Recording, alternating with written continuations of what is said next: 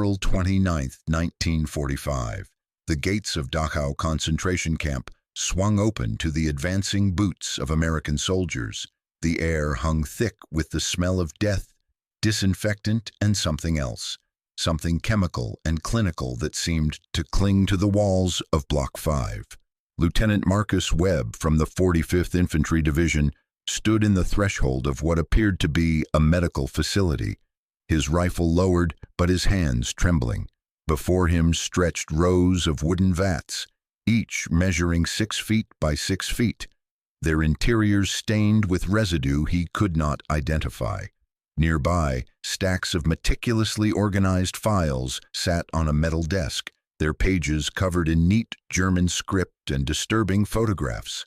The liberated prisoners who could still walk pointed to this building and whispered a single word that Webb's translator struggled to render into English: Versuche.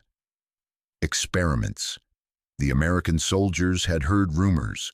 Whispers had circulated through Allied intelligence for months about Nazi medical research conducted on prisoners, about doctors who had discarded their oath to heal in favor of something far darker. But rumors were one thing. Physical evidence was another. As Webb leafed through the documents, his stomach turned. Graphs charted the decline of human body temperature minute by minute. Photographs showed men submerged in ice water, their faces contorted in agony. Clinical notes described cardiac arrest, hypothermia, and death with the same detached precision one might use to document the weather. This was not battlefield carnage or the chaos of war. This was systematic. This was methodical. This was science twisted into something monstrous. The discovery at Dachau represented only the beginning. What the Allies would uncover in the following months would shake the foundations of medical ethics and force the world to confront a terrifying question. How could physicians trained to preserve life become architects of suffering? How could men who had sworn the Hippocratic Oath transform concentration camps into laboratories where human beings became nothing more than data points in pursuit of scientific knowledge? The answers would emerge not from battlefield commanders or political leaders, but from the testimony of a medical officer who had stood at the center of this darkness and who would, in the aftermath of Germany's defeat, reveal experiments that changed not just the war, but the entire moral framework of medical science itself. The story of Nazi medical experimentation did not begin with sadism or cruelty for its own sake. It began with an ideology that redefined human value according to racial purity, national utility, and biological determinism. When Adolf Hitler and the Nazi Party seized power in 1933, they brought with them a worldview that elevated the health of the collective folk above the rights of individual citizens. The Third Reich was, in the words of Deputy Führer Rudolf Hess, a manifestation of applied biology. Medicine was not merely a profession under Nazi rule. It became an instrument of state policy, a tool for engineering a society cleansed of those deemed biologically inferior or racially impure. German physicians did not resist this transformation. Many embraced it. Before the war, Germany boasted one of the most advanced medical establishments in the world. Its universities were prestigious, its research cutting-edge, its doctors highly trained. Yet this same medical community would become complicit in programs of forced sterilization, euthanasia of the disabled, and, ultimately, lethal experimentation on concentration camp prisoners. The Nazis did not corrupt medical ethics. They created a parallel system of ethics where the physician's duty was redefined. No longer was the doctor's obligation to the individual patient. Instead, the doctor served the health of the race, the vitality of the nation, the purity of the bloodline. Within this framework, experimenting on prisoners was not a violation of medical principles. It was a patriotic act, a contribution to German military superiority and racial advancement. Dr. Sigmund Ruscher embodied this ideology completely. A Luftwaffe physician and SS officer, Rascher was neither an aberration nor a lone monster operating in the shadows. He was a product of the system, a man who saw himself as serving a higher scientific purpose. In 1942, as German pilots and sailors died by the thousands in the freezing waters of the North Atlantic, Rascher proposed a series of experiments to study hypothermia and develop methods for reviving men rescued from icy seas. On the surface, this seemed like legitimate military research, saving German lives by understanding how the body responded to extreme cold appeared to serve a rational purpose. But the methodology Rascher proposed crossed a line that should have been inviolable.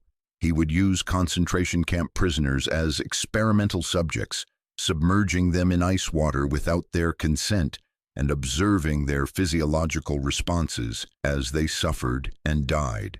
Heinrich Himmler, the head of the SS and one of the most powerful men in Nazi Germany, granted Rascher permission. Himmler was a meticulous bureaucrat who preserved every document that crossed his desk, annotating pages with his signature green pencil. This obsessive record-keeping would later prove invaluable to Allied investigators, but in 1942 it simply reflected the Nazi regime's confidence that what they were doing was not only legal under German law, but scientifically justified. Himmler saw no moral dilemma in Rascher's proposal. The prisoners in Dachau were already condemned to die. Why not extract useful data from their deaths? Why not transform their suffering into knowledge that could save German soldiers? The experiments began in August 1942 in Block 5 of Dachau concentration camp. Rascher and his team constructed large wooden tubs and filled them with ice water chilled to temperatures as low as 36 degrees Fahrenheit. Day after day, prisoners were selected and subjected to immersion. Some wore special insulated uniforms treated with chemicals designed to produce a protective foam. Most wore only standard military clothing that offered no protection against the cold. A few were submerged completely naked. The goal was to simulate different scenarios a downed pilot or shipwrecked sailor might experience, and to determine how long a man could survive under these conditions. The prisoners, broken by months or years of camp life, climbed into the vats with what witnesses described as marionette-like obedience. They did not resist. They did not fight.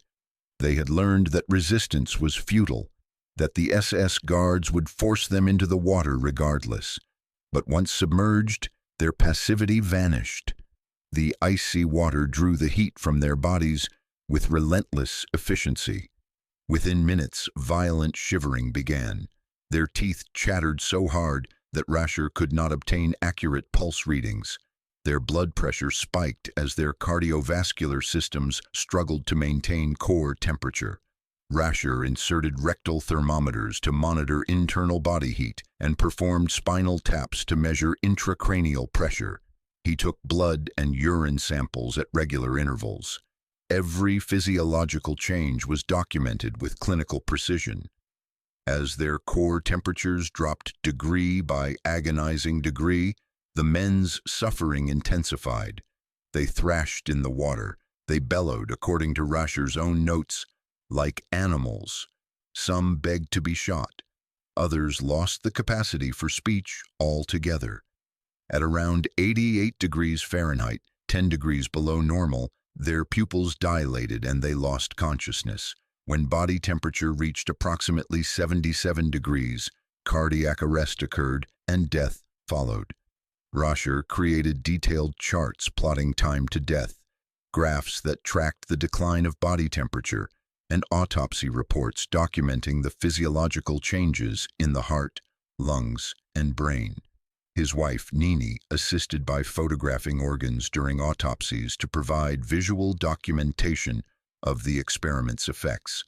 Not all prisoners died in the ice baths. Some were removed before reaching the point of no return, and Rascher attempted various revival methods. He tried hot baths, heated blankets, and massages.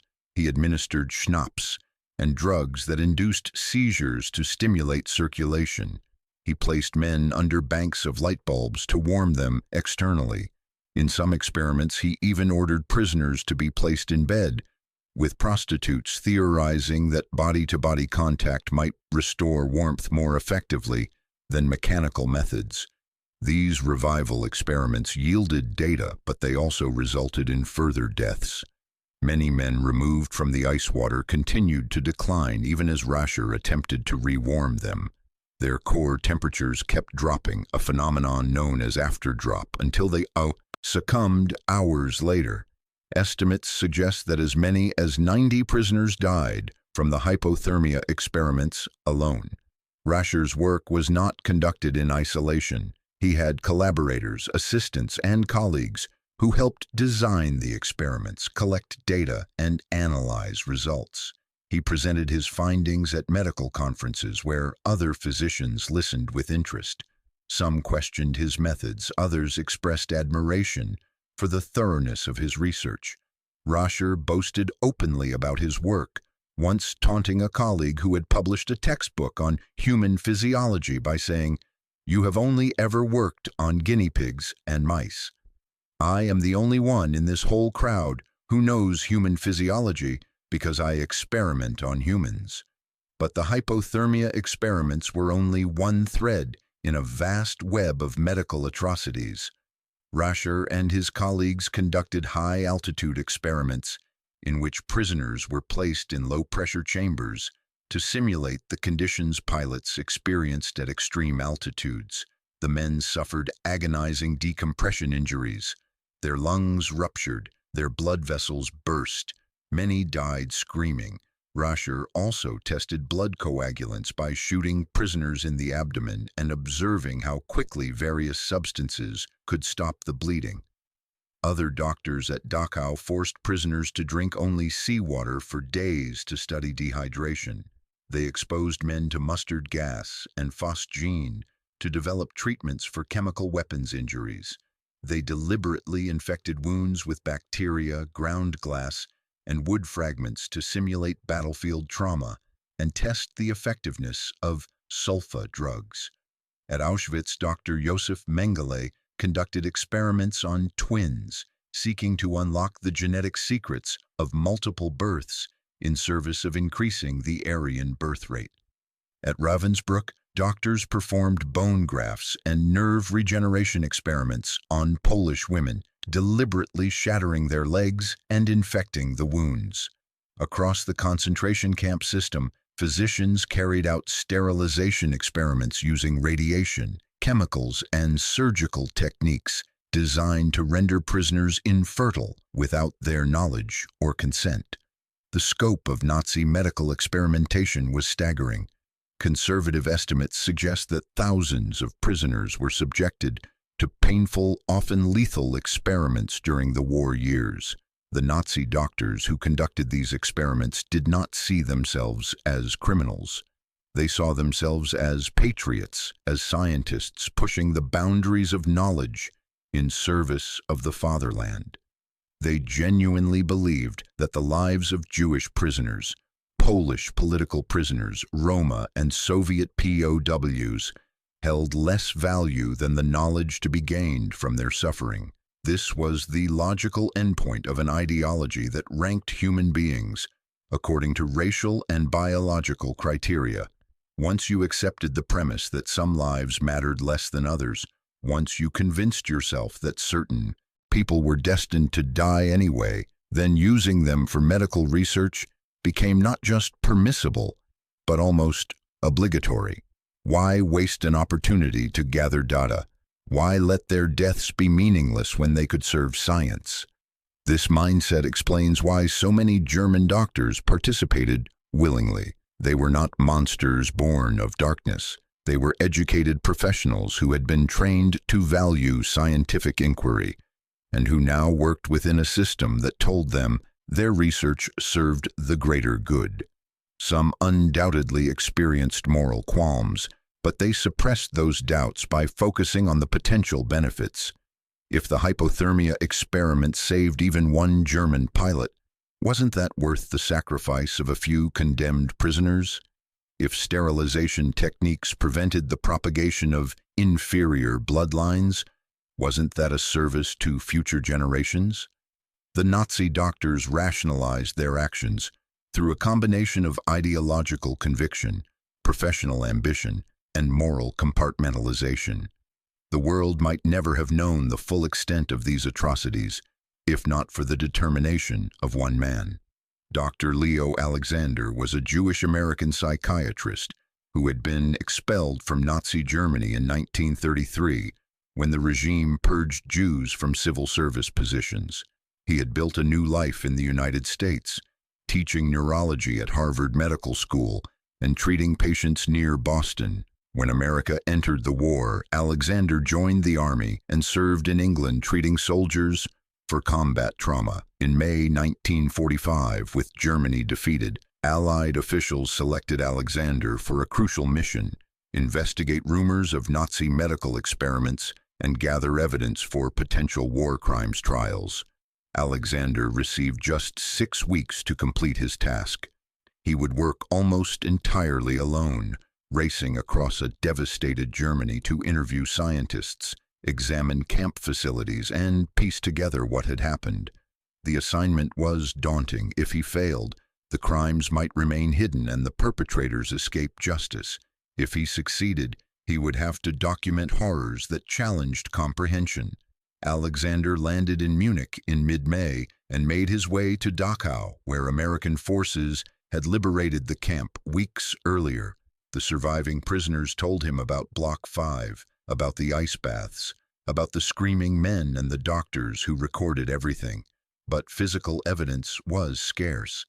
The SS had attempted to destroy records and equipment before the Americans arrived. Alexander began interviewing German scientists who had worked on cold weather research. They were evasive. Yes, they had studied hypothermia. Yes, they had developed revival techniques that saved German servicemen. But when Alexander asked about experiments on humans, they claimed ignorance. They spoke about submerging guinea pigs in ice water, about testing on laboratory animals. Alexander grew suspicious. He had seen a watercolor painting in a medical institute showing equipment for submerging pigs in ice water. Yet when he asked to inspect this equipment, the scientists hemmed and hawed. They finally led him to a stable behind a building where 2 cracked wooden tubs sat abandoned. The contrast was striking. Equipment for small animal experiments had been carefully preserved, while large animal equipment had been destroyed. Alexander knew the Germans were hiding something, but he had no proof. His breakthrough came through a combination of persistence and luck. While traveling north to Göttingen to conduct more interviews, Alexander stopped at a military base for dinner. He happened to sit next to an army chaplain who mentioned hearing a radio broadcast about medical experiments at Dachau involving prisoners submerged in ice water. The broadcast had mentioned a doctor's name, though the chaplain could not remember it. When Alexander arrived in Göttingen, he pressed the scientists there, who conducted experiments on humans at Dachau. One name kept surfacing: Dr. Sigmund Rascher. Rascher, it turned out, was dead, shot by the SS just weeks before the camp's liberation, but he had left behind a paper trail. Alexander learned that Rascher had worked not just for the Luftwaffe, but also for the SS, and he discovered that Allied forces had recently recovered Heinrich Himmler's secret archives from a cave in Austria. Alexander raced to the Army Document Center near Heidelberg, where the archives were being sorted. For days, he sifted through thousands of documents.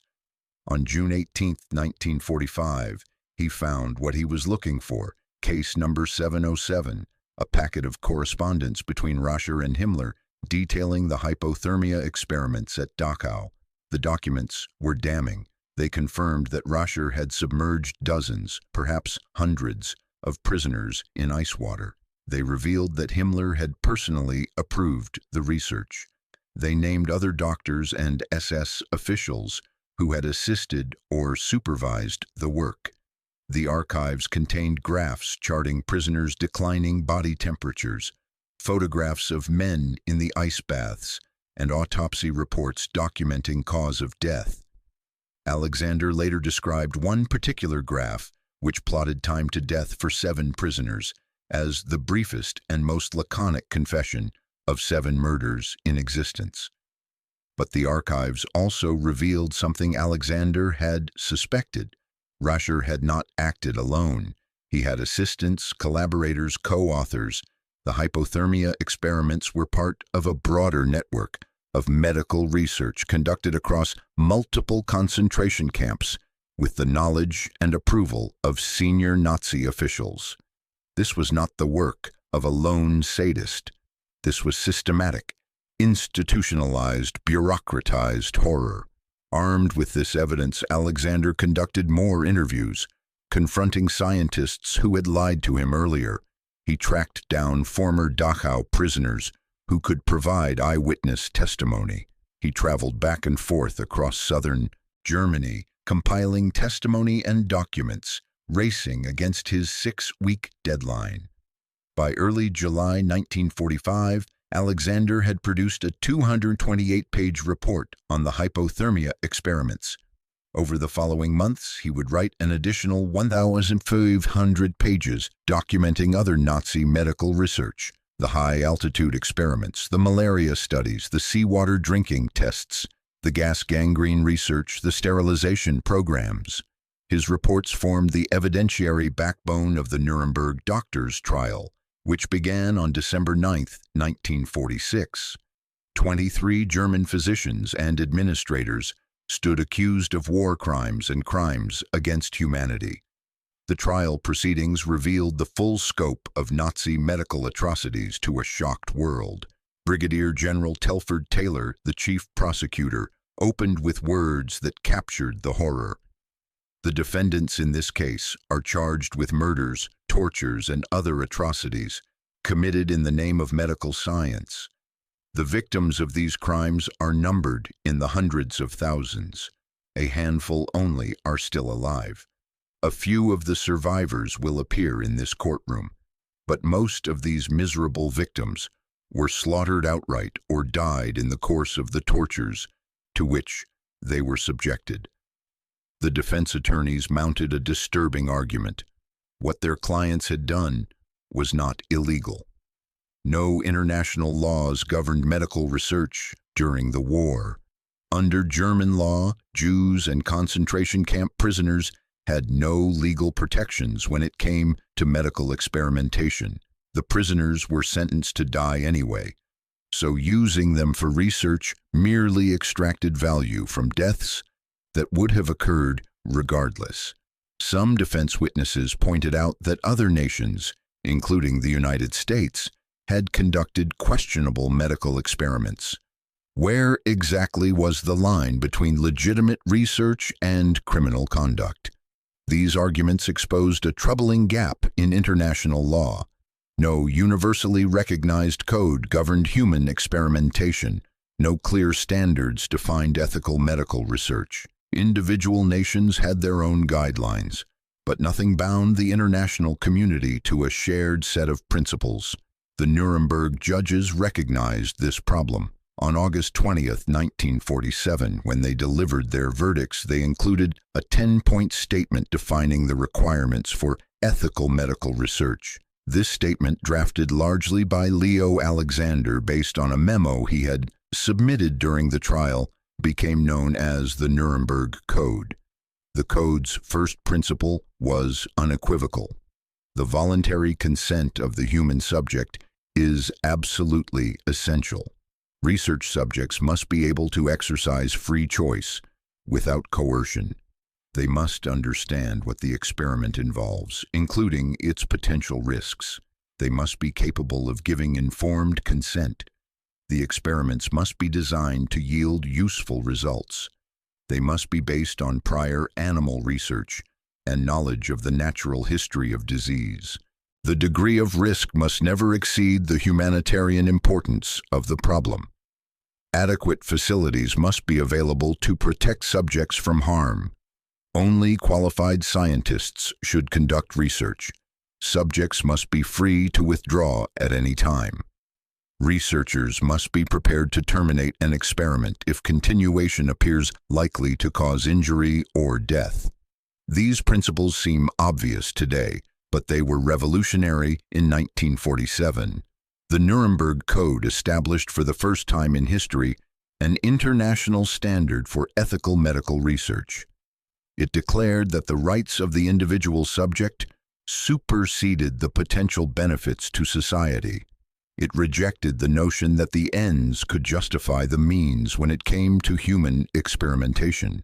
It affirmed that certain moral boundaries could not be crossed, regardless of the scientific knowledge to be gained or the national interests to be served. Of the 23 defendants at the Nuremberg doctors' trial, 16 were found guilty. 7 were sentenced to death and executed on June 2, 1948.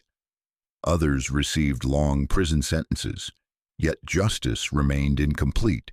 Several German doctors who had participated in or supervised medical experiments were acquitted due to insufficient evidence or legal technicalities. Others never faced trial at all.